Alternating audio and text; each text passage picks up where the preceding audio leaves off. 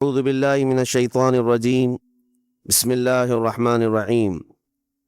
وَلَنَبْلُوَنَّكُمْ بِشَيْءٍ مِّنَ الْخَوْفِ وَالْجُوعِ وَنَقْصٍ مِّنَ الْأَمْوَالِ وَالْأَنفُسِ وَالثَّمَرَاتِ وَبَشِّرِ الصَّابِرِينَ الَّذِينَ إِذَا أَصَابَتْهُم مُّصِيبَةٌ قَالُوا إِنَّا لِلَّهِ وَإِنَّا إِلَيْهِ راجعون. صدق الله مولانا العظيم وبلغنا رسوله النبي الأمين المتين المختار الكريم ونحن على ذلك من الشاهدين والشاکرین والحمد للہ رب العالمین۔ بارگاہ رسالت مآب صلی اللہ علیہ وسلم میں درود پاک کا ہدیہ پیش کریں۔ اللہم صلی علی سیدنا و مولانا محمد معدن الجود والکرم وآلہ واصحابہ الکرام وابنہ الکریم وبارک وسلم صلاة دائمة سرمدا ابدا۔ عزیزان گرامی وقار، قرآن عظیم میں اللہ رب العزت ارشاد فرماتا ہے، اور ہم ضرور تمہاری آزمائش کریں گے، تمہیں آزمائیں گے۔ کن چیزوں سے آزمائیں گے؟ تمہارا امتحان ہوگا۔ 4 چیزوں کا ذکر اس آیت میں آیا ہے۔ بِشَيْءٍ مِّنَ الْخَوْفِ، تمہیں ڈر دے کر کے کسی چیز کا، خوف سے تمہیں آزمایا جائے گا۔ وَالْجُوعِ، اور بھوک کے ذریعے سے آزمایا جائے گا۔ وَنَقْصٍ مِّنَ الْأَمْوَالِ، اور مال کی کمی کے ذریعے سے تمہیں آزمایا جائے گا۔ مال گھٹ جائے گا، فاقہ ہوگا، اس طرح سے تمہیں آزمایا جائے گا۔ وَالْأَنفُسِ وَالثَّمَرَاتِ، اور کچھ جانوں کے ذریعے سے تمہاری آزمائش ہوگی۔ جانوں سے مراد کیا ہے؟ کسی عزیز کی جان چلی جائے گی تمہارے آنکھوں کے سامنے، تمہارے گھر والوں کی موت تمہارے لیے بڑی آزمائش ہے، تمہارے لیے ایک بڑا امتحان ہے۔ اور پھر آخر میں رب تبارک و تعالیٰ ارشاد فرماتا ہے، وَبَشِّرِ الصَّابِرِينَ الَّذِينَ إِذَا أَصَابَتْهُم مُّصِيبَةٌ قَالُوا إِنَّا لِلَّهِ وَإِنَّا إِلَيْهِ راجعون۔ اے رسول، ان لوگوں کو بشارت دے دیں۔ کن لوگوں کو؟ ان لوگوں کو بشارت دے دیں جن کے پاس مصیبت آتی ہے تو یوں کہتے ہیں ہم اللہ ہی کے ہیں اور اللہ ہی کی طرف لوٹنے والے ہیں۔ مصیبتوں کے وقت جنہوں نے کہا انا للہ و انا الیہ راجعون، رب تعالیٰ فرماتا ہے رسول انہیں بشارت دے دیجیے۔ کس بات کی بشارت؟ کس بات کی خوشخبری؟ اولئک علیہم صلوات من ربہم ورحمہ واولئک هم المہتدون۔ اللہ فرماتا ہے یہ وہ لوگ ہیں جن پر ہمیشہ اللہ کی رحمتیں اترتی ہیں۔ جنہوں نے انا للہ و انا الیہ راجعون کہا، یہ وہ لوگ ہیں جن پر اللہ تبارک و تعالیٰ کی طرف سے ہر وقت رحمتیں اترتی ہیں، اور یہی لوگ ہدایت پائے ہوئے ہیں، یہی لوگ ہدایت والے لوگ ہیں۔ اس پوری آیت کے اعتبار سے اگر میں آپ کو بتاؤں تو پتہ یہ چلے گا، رزلٹ اس کا یہ ہے کہ مصیبتوں کے وقت صبر کرنا یہ ہدایت ہے۔ ہدایت، اگر آپ ہدایت پر ہیں یا نہیں یہ دیکھنے کے لیے مصیبتوں کے وقت ہی آپ کو دیکھا جائے گا۔ گھر میں کسی کا انتقال ہو جائے اور پھر دیکھا جائے گا کہ تمہاری زبان سے الفاظ کیا کیا نکلتے ہیں، تم شکایتیں کن کن باتوں کی کرتے ہو، پھر دیکھا جائے گا ہدایت پر ہو یا گمراہ ہو۔ ایک روایت میں یہ بھی ہے کہ جب کسی کے بچے کا یا کسی کے بھائی کا یا باپ کا انتقال ہوتا ہے گھر میں، تو جنازہ اٹھانے سے پہلے ہی وہاں ایک فرشتہ آتا ہے۔ وہ فرشتہ گھر والوں کا معائنہ کر رہا ہوتا ہے کہ کون کون کیا کیا کہہ رہا ہے۔ رب ذوالجلال ہر چیز کی خبر رکھتا ہے، لیکن فرشتوں کو اسباب بنایا گیا ہے اور گواہ بنانے کے لیے انہیں یہ ڈیوٹی دی جاتی ہے۔ ہر ایک کی زبان سے نکلے ہوئے الفاظ وہ سنتا ہے اور جا کر کے رب تعالیٰ کی بارگاہ میں عرض کرتا ہے۔ اللہ تعالیٰ پوچھتا ہے کہ میں نے فلاں کے گھر سے ایک جان لے لی، ان کا عزیز بیٹا چلا گیا، بھائی چلا گیا، ماں چلی گئی، وہ لوگ میرے بارے میں کیا کہہ رہے تھے؟ فرشتہ کہتا ہے اے رب ذوالجلال، ان لوگوں کے زبان پر شکر کے الفاظ تھے، وَإِنَّا لِلَّهِ وَإِنَّا إِلَيْهِ راجعون کہہ رہے تھے، اور وہ صبر کر رہے تھے۔ میں نے گھر والوں کے سب حالات دیکھے۔ اللہ تعالیٰ فرماتا ہے اے میرے فرشتے تو گواہ رہنا، میں نے ان سے جو چیز لیا ہے اس سے کئی گنا زیادہ نعمت انہیں عطا کروں گا، اس سے بہتر نسل انہیں دی جائے گی، اور ان کے غم آج جتنے ہیں اس سے کئی گنا زیادہ خوشیاں میں انہیں جنت کی عطا کروں گا۔ جنہوں نے میری دی ہوئی مصیبت پر صبر کیا۔ اور کوئی گھر ایسا ہوگا جس گھر سے فرشتہ جا کر کہے گا کہ مولا اس گھر والے تو بے قابو تھے، جو منہ میں آیا بکے جا رہے تھے، وہ تو یوں کہہ رہے تھے کہ اللہ کو کیا ہمارا ہی گھر ملا، ہمارا ہی بچہ جانے کو تھا، ہمارے ہی گھر میں یہ آفت آنے کو تھی۔ اس طرح کے الفاظ وہ کہہ رہے تھے اور رب تبارک و تعالیٰ کو ظالم کہہ رہے تھے۔ اللہ تبارک و تعالیٰ اپنے جلال کا اظہار فرماتا ہے، ارشاد فرماتا ہے فرشتے کو، اے فرشتے تو گواہ رہنا، انہوں نے میرے بارے میں جیسا گمان کیا اب میں ان کے ساتھ ویسا ہی سلوک کروں گا۔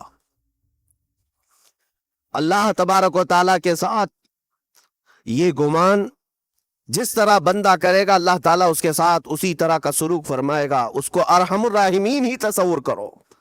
ہمیشہ رب تبارک و تعالیٰ مہربان ہے اور مہربان ہی اس کی طرف گمان کرنا بھی چاہیے مومن کو۔ انشاءاللہ العزیز مہربانی ہوگی، اور بلکہ دلوں کا قرار اور سکون بھی رب تعالیٰ ہی عطا کرتا ہے۔ اے میرے عزیزو، یہ تمہیدی باتوں کے بعد میں اب عرض کرنا چاہتا ہوں، محرم الحرام کے مہینے میں کربلا کے واقعات سنتے ہی رہتے ہیں۔ میرے عزیزو، ہم بچپن سے لے کر اب تک ہر سال کربلا میں ہونے والے عظیم حادثے کو سنتے بھی آ رہے ہیں۔ 14 صدیوں گزر جانے کے بعد بھی اس واقعے کو یاد کرتے ہیں تو آنکھیں بھیگ جاتی ہیں۔ اس میدان میں، وہاں کے ریگزاروں میں رسول کریم صلی اللہ تعالیٰ علیہ وسلم کے اہل بیت کا جو امتحان تھا وہ کتنا سخت تھا، کتنا کٹھن تھا۔ کسی ایک کے ساتھ کوئی معاملہ ہو جائے تو سمجھ میں آئے، امام عالی مقام سید الشہداء امام حسین رضی اللہ تعالیٰ عنہ کو کتنا بڑا امتحان دینا پڑا ہوگا۔ ایک نہیں، اپنے خاندان کی 29 لاشیں انہوں نے اٹھائی ایک دن کے اندر، اپنے خاندان کی، پھر دوسرے ان کے اصحاب اور رسول اللہ کے صحابہ بھی اس میں موجود ہیں، اور دوسروں کے بچے بھی اس میں موجود ہیں۔ کل ملا کر 72 لوگوں کی وہاں پر جانیں گئی ہیں، شہادت کا جام انہوں نے نوش کیا ہے، لیکن ہر گھڑی امام حسین ہر موت کو دیکھتے رہے۔ آج کبھی تصور کرنا، ہمارے گھر میں کسی ایک فرد کا انتقال ہو جائے تو گھر پورا عجیب سا ہو جاتا ہے، پورے گھر کا سکون غارت ختم ہو جاتا ہے۔ ہم میں سے کوئی کھانا پینا نہیں چاہتا، ہمارے باپ کا انتقال ہو یا بیٹے کا انتقال ہو یا بھائی یا ماں کا انتقال ہو۔ لیکن امام حسین کی وہ بات مجھے یاد آتی ہے جب اپنے جوان بیٹے علی اکبر کی لاش پر گھوڑے دوڑتے ہوئے بھی دیکھ رہے تھے، اپنے سگے بھتیجے امام قاسم کا سر الگ کر دیا تھا یزیدیوں نے، اور اس سر کو اپنی گود میں رکھ کر کے بیٹھے ہوئے تھے۔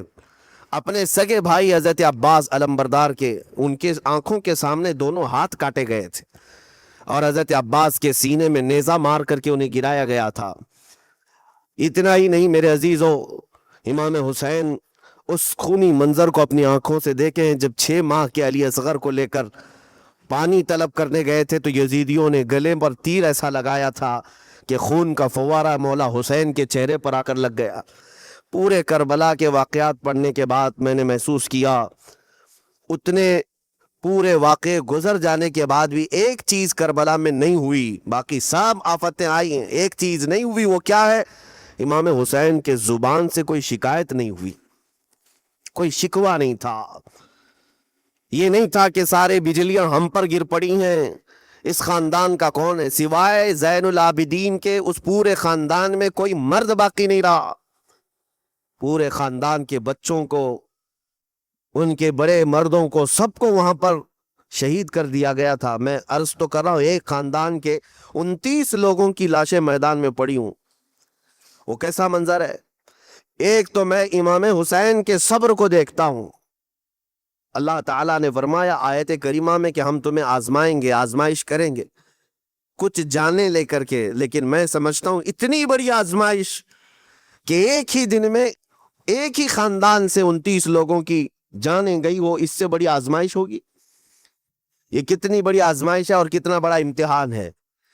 اب یہ بھی میں آپ کو بتا دوں کہ کس کے ساتھ کیسی آزمائش ہوتی ہے، کس کے ساتھ کیسا امتحان ہوتا ہے۔ آپ کو سردی بخار دے کر کے آزمایا جاتا ہے، کسی اور کو کچھ اور بیماریاں دے کر، یا کسی اور کو کسی اور مصیبت کے ذریعے سے، لیکن یہ آزمائش کی جو کیٹیگری ہے وہ کیسے طے ہوتی ہے پتہ ہوں؟ میرے آقا صلی اللہ تعالی علیہ وسلم نے فرمایا جس کا ایمان جتنا بلند ہوگا ویسی ہی آزمائش آئے گی۔ یہ کربلا کے امتحانات سے یہ بات تو ثابت ہوتی ہے کہ امام حسین کے ایمان کا درجہ کیا رہا ہوگا، ان کے ایمان کا مقام کیا رہا ہوگا۔ اس ایمان کی بلندی کے اعتبار سے ان پر آزمائش آئی۔ اسی لیے تو بزرگوں نے فرمایا کہ ہم میں سے کوئی بھی امام حسین کے صبر کو نہیں پہنچ سکتا۔ استقامت اور صبر یہ دو چیزیں ایسی ہیں، اچھے اچھے لوگوں کے پیر ڈگمگا جاتے۔ استقامت کا مطلب ہے ڈٹے ہوئے رہنا حق پر، اور یہ سب کو نہیں مل پاتا، یہ خصوصیت سب کو حاصل نہیں ہوتی۔ ایک امام حسین کی وہاں پر ہم نے استقامت دیکھی اور ان کا صبر دیکھا۔ دوسرے سب سے بڑا صبر جو ہم نے دیکھا ہے وہ سیدہ زینب رضی اللہ تعالیٰ عنہا کا۔ وہ خاتون امام حسین کی سگی بہن ہے، سیدہ فاطمۃ الزہرا کی بیٹی ہیں، حیدر کرار کی نور نظر میرے آقا صلی اللہ علیہ وسلم کی گود میں کھیلی ہوئی ہیں۔ سیدہ زینب سلام اللہ علیہا جب وہ کربلا کے میدان میں موجود تھیں، ان کی عمر مبارک بھی تقریباً 55 سال کے قریب تھی۔ 55 سال کی اگر خاتون میدان میں یہ تمام خونی مناظر دیکھ رہی ہو، ہماری عورتوں کو آپ جانتے ہیں کہ ایک چھوٹی سی مصیبت پر واویلا مچاتی ہیں، اور سیدہ زینب وہ ہیں جن کے خود سگے شہزادے عون اور محمد ان کی آنکھوں کے سامنے مارے گئے تھے اور ٹکڑے کیے گئے تھے۔ سیدہ زینب سلام اللہ علیہا اس پر بھی خاموش رہی۔ لیکن اندازہ کرو جب سارے شہید ہو گئے تھے، امام حسین اپنے خیمے سے نکلنے کو تھے، جب کربلا کے میدان میں خود گھوڑے پر سوار ہونے کو تھے، جانتے ہیں یہ منظر کیسا رہا ہوگا۔ عورتیں تو ماتم کرتی ہیں ایسے حالات میں، لیکن وہ اہل بیت کی عورتیں تھیں۔ سیدہ زینب خود کھڑی ہوئی اور اپنے خیمے میں امام حسین کو لے گئی۔ ایک صندوق تھا پرانا، اس کو کھول کر کے اس میں سے ایک جبہ نکالا اور کہا میری ماں نے مجھے یہ وصیت کی تھی کہ جب حسین میدان میں اترنے کی اس کی باری آئے تو اس دن ہو سکتا ہے وہ مجھے یاد کرے۔ زینب اگر تو اس دن باقی رہے، تو اس دن زندہ رہے، تو اپنے ہاتھوں سے یہ حسین کو جبہ پہنانا۔ سیدہ زینب سلام اللہ علیہا انہوں نے خود اپنے ہاتھوں سے امام حسین کو یہ لباس پہنایا۔ کیا اس مقام پر کوئی اتنی طاقت رکھتا ہے کہ پورا گھر لٹ گیا ہو اور اپنے سگے بھائی کو جبہ پہنا کر کسی شادی میں نہیں، پھر جنگ کے میدان میں اتار رہے ہو؟ اس خاتون کے استقامت پر لاکھوں سلام۔ سیدہ زینب سلام اللہ علیہا وہ معمولی خاتون نہیں ہے، صبر کا پہاڑ تھیں۔ میں آپ کو بتاؤں، مصیبت کے وقت ایک بار کسی کا قتل ہو جائے تو وہ ایک موت ہے، لیکن یہاں پر کربلا کے میدان میں سیدہ زینب جتنی موتیں دیکھ رہی تھی، ہر موت پر ایک موت کی تکلیف ہے، ہر موت پر ایک موت کی تکلیف، لیکن وہ صابرہ و شاکرہ رہیں۔ پوری تاریخ میں ڈھونڈ کر کے آپ نکالیں، کہیں پر بھی سیدہ زینب نے نہ اپنے بال نوچے، نہ کپڑے پھاڑے، نہ چہرے پر ہاتھ مارا، بلکہ ایسا صبر کا دامن پکڑی رہیں کہ پوری زندگی بھر انہوں نے صبر کی تلقین کی تمام خواتین کو۔ گھر لٹانا، گھر کٹانا، کوئی سر کٹانا کوئی تم سے سیکھ جائے، جان عالم ہو فدا اے خاندان اہل بیت۔ امام زمن فاضل بریلوی رحمۃ اللہ علیہ نے فرمایا ہے، سر کٹانا، گھر لٹانا کوئی تم سے سیکھ جائے، جان عالم ہو فدا اے خاندان اہل بیت۔ عزیزان گرامی وقار، یہاں پر ان حالات کے بعد میں آپ کو ایک بات ضرور کہنا چاہوں گا۔ مصیبتیں ہمارے گھر بھی آتی ہیں، آفتیں تکلیفیں ہمارے گھر بھی آتی ہیں، لیکن کیا ہم ان مصیبتوں کا سامنا کرتے ہیں، استقبال کرتے؟ نبی اکرم صلی اللہ تعالیٰ علیہ وسلم نے تو ارشاد فرمایا، مومن کو جب مصیبت آتی ہے تو اس کے لیے وہ نعمت ہے۔ دو چیزوں میں سے ایک چیز ہوگی اس کے ساتھ، اگر بخار بھی آئے، میرے آقا فرماتے ہیں اگر بخار بھی آیا ہے تو دو باتوں میں سے ایک بات ہوگی اس کے ساتھ، یا تو رب تبارک و تعالیٰ اس کے گناہ معاف کرے گا یا تو اس کے درجے کو بلند کرے گا۔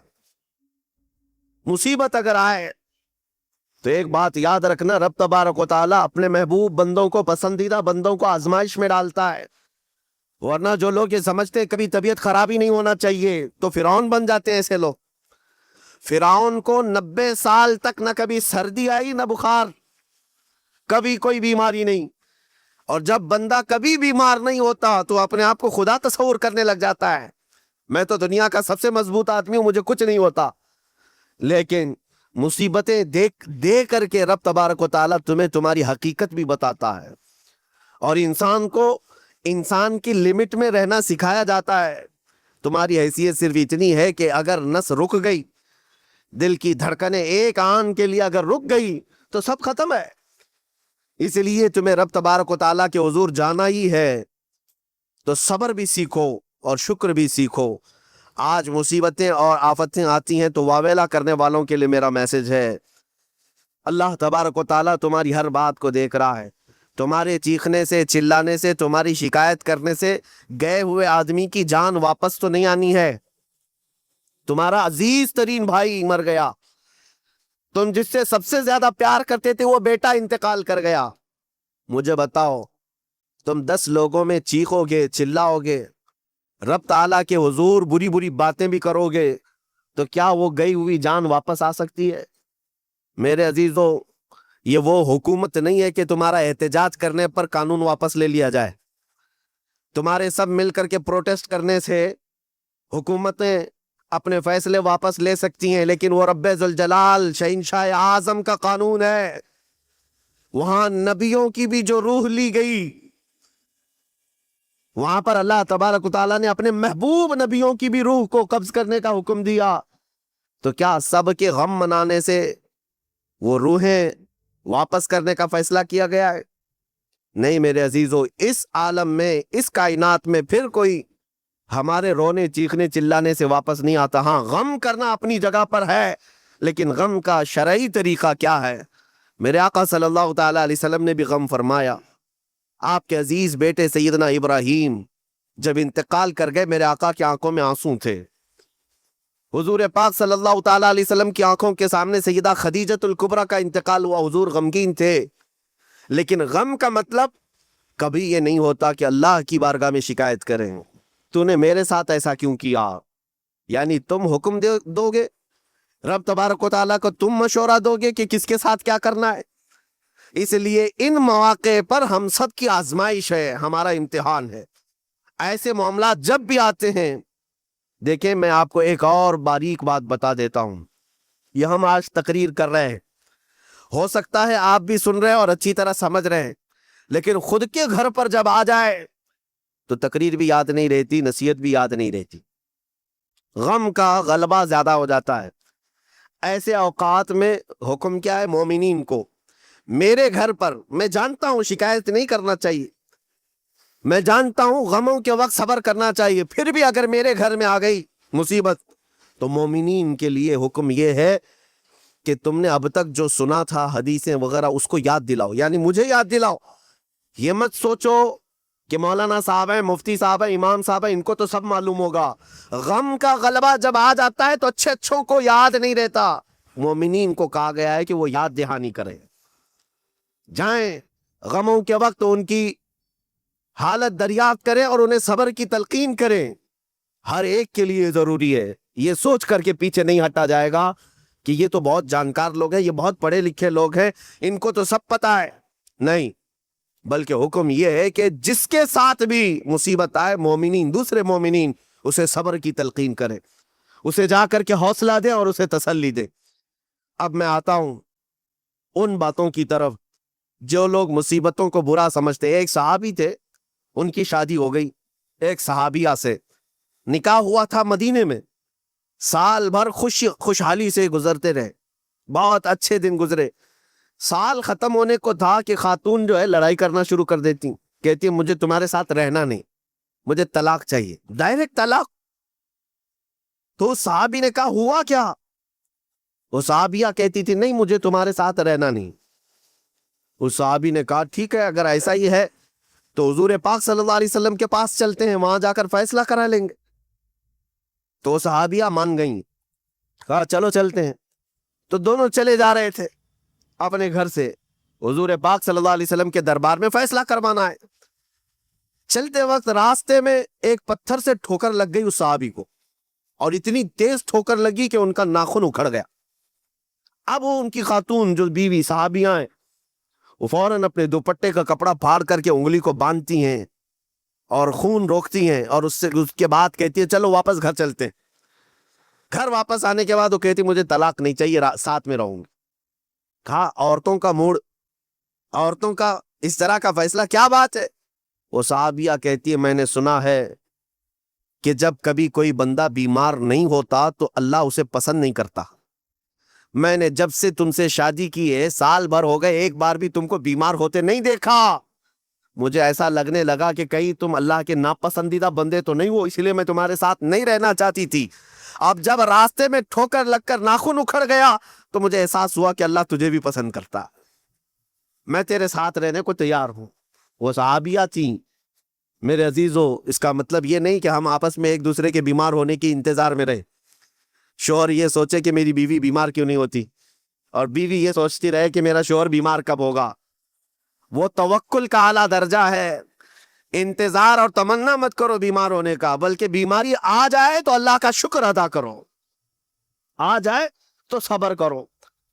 عزیزان گرامی وقار، ہم آج امام حسین اور ان کے رفقائے گرامی رضوان اللہ علیہم اجمعین کو یاد کرتے ہیں تو صرف رونے کے لیے نہیں، یا صرف غم منانے کے لیے نہیں، بلکہ داستان کربلا سنانے کا ایک عظیم مقصد یہ ہوتا ہے کہ نوجوانوں کے اندر بلکہ بوڑھے اور بچوں کے اندر بھی ایمانی جذبہ ایسا آ جائے کہ وہ ہر مصیبت پر ڈٹ کر کھڑے ہو سکیں، ہر یزیدی کا مقابلہ کر سکیں۔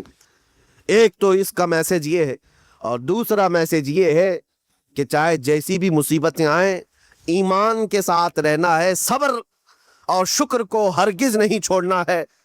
مصیبتیں ہمارے پاس اب اتنی بڑی تو نہیں آتی کہ ایک خاندان کے ہی اتنے لوگوں کو کاٹ دیا جائے، ایسی مصیبتیں تو نہیں آئی۔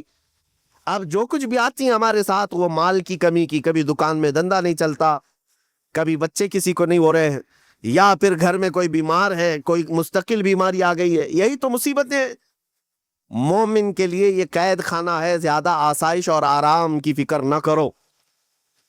یہ دنیا مومن کے لیے قید خانہ ہے۔ اسی لیے شاعر نے کیا خوب کہا، جب کسی کا انتقال ہوتا ہے، ایک سچے مومن کا انتقال ہوتا ہے، تو لوگ کہتے فلاں مر گیا، فلاں مر گیا، تو ایک شاعر نے بہت اچھے انداز سے کہا ہے کہ کون کہتا ہے کہ مومن مر گیا؟ جو سچا مومن ہے اس کے لیے کہہ رہا ہوں۔ وہ شاعر نے کہا کون کہتا ہے کہ مومن مر گیا، قید سے چھوٹا وہ اپنے گھر گیا۔ حقیقت تو یہ ہے، قید سے چھوٹا وہ اپنے گھر گیا۔ یہاں دنیا میں زیادہ آسائش، زیادہ آرام کی طلب انسان کو مغرور بنا دیتی ہے، تکبر والا بنا دیتی ہے، گھمنڈی بنا دیتی ہے، اور اللہ تبارک و تعالیٰ کی بارگاہ میں ہمیشہ سر بسجود رہنے والا وہ بندہ ہے جو مصیبتوں میں گھرا رہتا ہے۔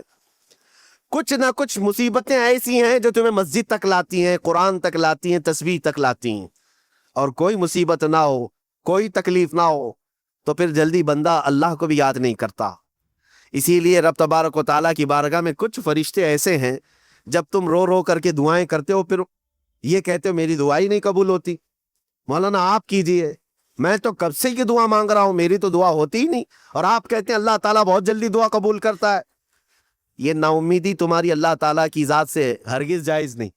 لیکن میں وجہ بھی بتا دیتا ہوں، کچھ فرشتے ایسے ہیں جو تمہاری دعائیں سن سن کر کے اللہ سے کہتے مولا یہ بندہ کتنا مانگ رہا ہے، تو قبول کیوں نہیں کرتا؟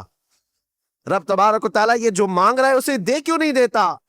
رب تعالیٰ فرماتا ہے فرشتوں میں بھی سن رہا ہوں اس کے مانگنے کو، اس کی دعاؤں کو، اگر میں ابھی اس کو دے دوں تو وہ مانگنا بند کر دے گا، اور اس کا مانگنا مجھے اچھا لگتا ہے، جب تک وہ مانگتا رہے گا میں اسے پسند کرتا رہوں گا۔ ایک وجہ یہ بھی ہوتی ہے تم مایوس ہو کر کے چھوڑ دیتے ہو کہ اب کیا دعا کرنا، اتنے دنوں سے کر ہی رہا تھا، کچھ نہیں ہوتا۔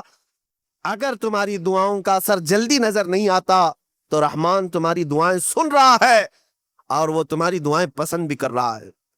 میرے عزیزو، یہ تمام حالات میں آپ اللہ تبارک و تعالیٰ کی بارگاہ میں کثرت سے دعا ہی کریں اور مانگا ہی کریں جب مصیبتیں آئیں۔ آج کے حالات بھی ہماری آزمائش کے حالات ہیں۔ آج کا جو دور ہے وہ بھی ایک یزیدی دور ہے۔ यहाँ पर जगह जगह जो मुसलमानों के साथ हालात हैं, यह हमारे लिए आजमाइश का दौर है, बहुत बड़ा इम्तिहान चल रहा है। इन हालात में मुसलमानों को चाहिए वो अपने ईमान के साथ डटे रहें, इस्तिकामत। मौला हुसैन के सबक को पढ़े, उस वक्त तो उनकी गर्दनों पर तलवारें थीं, उनके बच्चों के सीने छिरे हुए थे तीरों से, लेकिन वो डटे हुए थे मेरे मुस्तफ़ा की शरीयत पर।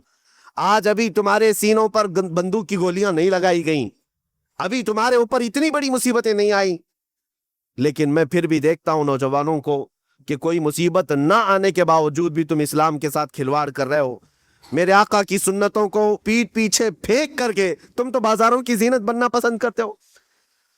अक्सर लोगों को हमने देखा, आज मुजरे करने वालों की कसरत ये हमारे नौजवान बच्चों की है। ये अपने जिस्मों की नुमाइश करना, इसको फैशन समझते नहीं मेरे अजीजों। उम्मत मुस्तफ़ा और वो भी इमाम हसन और इमाम हुसैन के गुलाम इस मुर्दार दुनिया पर कभी भी अपनी हुकूमत नहीं चाहते, इस मुर्दार दुनिया के वो कभी ख्वाहिशमंद नहीं होते। लेकिन जिन नौजवानों को आज हम इन ख्वाहिशात की पैरवी करते हुए देख रहे, अफसोस होता है, अफसोस होता है। आज के हालात में तुम भी संभल जाओ, क्योंकि एक बहुत बड़ी जनरेशन तुम्हारे पीछे है और वो तुम्हें देख करके नकल करेगी। अगर आज तुम्हारा रास्ता बिगड़ गया तो ये जो छोटे बच्चे हैं वो बिगड़े हुए रास्ते को ही इस्लाम समझने लग जाएंगे, वो इसी बिगड़े हुए रास्ते को ही सही रास्ता समझ बैठेंगे। इसलिए आज नौजवानों की कसरत मेरे आका सल्लल्लाहु ताला अलैहि वसल्लम के आशिकों की होना चाहिए। और इन सख्त तरीन हालात का मुकाबला बॉडी बिल्डर नहीं कर सकता, मैं आपको बता दूं। इन जालिम यजीदियों का मुकाबला काजू बादाम खाने वाला नहीं कर सकता। हाँ, इन हालात का मुकाबला करने के लिए जिस्मानी ताकत की जरूरत नहीं, इन बड़े से बड़े सख्त तरीन हालात का मुकाबला वो नौजवान कर सकता है जिसके सीने में इश्क मुस्तफ़ा हो, मौला हुसैन के नक्शे कदम पर चलने का आज़म रखता हो, फिर चाहे वो लागर ही क्यों ना हो, नहीफ और नातमा ही क्यों ना हो, कमजोर ही क्यों ना हो। लेकिन हमने देखा है तारीख में कमजोर भी है, अगर जिस्मानी एतबार से इश्क रसूल की दौलत सीने पर रखता है तो दुनिया में वो खलबली मचा देता है और कुफार और मुशरिकीन के खीमों में उसकी हैबत तारी रहती। हमने और तारीख पढ़ी है। आखिरी बात अर्ज करता हूँ, इमाम अहले सुन्नत फाजिल बरेलवी इमाम अहमद रज़ा खां नव्वर अल्लाहु मरक़दहु, आला हजरत को कौन नहीं जानता आज के ज़माने में। ज़रा उनकी सीरत उठा करके पढ़ना और फिर ये भी देखना कि जिस्मानी ताकत उनकी कैसी थी, जिस्मानी साख्त क्या। वो चलते तो लहीम शहीम थे, ऊंचे चौड़े और सीना भरा हुआ कि लोग सिर्फ जिस्म को देख करके डर जाएं? नहीं, आला हजरत फाजिल बरेलवी रज़ियल्लाहु ताला अन्हु इस तरह जिस्मानी बहुत ऊंची चौड़ी सलाहियत के नहीं थे, बल्कि बहुत ही हल्का जिस्म रखते थे, हल्का जिस्म, दुबले पतले थे। लेकिन जब अपने हुजरे में बैठ करके कलम चलाते थे तो दुनिया के कोने कोनों में उनकी गूंज होती थी और बड़े बड़े किलों में जो है जलजला आ जाता था। और सरकार गौसे पाक रदी अल्लाह ताला अन्हु को कौन नहीं जानता। गौसे पाक का हाल तो ये था, जिस्मानी एतबार से आपकी गर्दन की हड्डियां भी दिखती थी, इतने दुबले थे। और कसरत इबादत की वजह से, कसरत मुजाहिदात की वजह से आपका जिस्म बहुत ही कमजोर था। बल्कि एक वक्त का वाकया भी है कि आप चलते चलते गश खाकर गिर गए, चक्कर आकर गिर गए। जिस्मानी एतबार से अक्सर तो आप पत्ते खा करके रहे, खाना भी नहीं खाया 40 साल तक। तो जिस्मानी एतबार से कमजोर होना कोई बात, कोई माने नहीं रखता। लेकिन दुनिया ये भी जानती है, गर्दन की हड्डियां ही क्यों ना दिखती हों, हाथ और पैर की हड्डियां ही क्यों ना दिखती हों गौसे पाक की, लेकिन रूहानी ताकत का हाल ये है कि किसी कब्र को ठोकर लगा दे तो मुर्दा जिंदा हो जाए। उस ताकत को मैं आज आपके सामने कहने की बात कर रहा हूं। इश्क मुस्तफ़ा सीने में हो और सच्ची अकीदत और मोहब्बत हसनैन करीमैन से रखता हो और फिर अपने तरीके बदल ले तो बड़े जिस्म और दिल डोल बनाने की ज़रूरत भी नहीं आएगी। मौला करीम तुम्हारा रौब खुद ही दुश्मनों के दिलों पर ढालता है। अल्लाह तबारक व तआला हम सबको आई हुई मुसीबतों का डट कर मुकाबला करने की तौफीक अता फरमाए, हम सबको इस्तिकामत अता फरमाए और सब्र अता फरमाए और शुक्र अता फरमाए और क़यामत के दिन मौला ताला हम सबको इमाम हुसैन के साथ हशर अता फरमाए। मेरे आका सल्लल्लाहु ताला अलैहि वसल्लम के झंडे तले हम सबको जमा फरमाए। हमारे उन नौजवान बच्चों को जो राह रास्त से हटे, मौला हुसैन اعظم کے راستے پر ان کو چلنے کی توفیق عطا فرما. قیامت تک ہماری نسلوں کو مولا عاشقان مصطفیٰ میں پیدا فرما. ہماری اولاد کو بدعقیدہ گمراہ ہونے سے ہمیشہ محفوظ فرما. وآخر دعوانا ان الحمد للہ رب العالمین. سلام.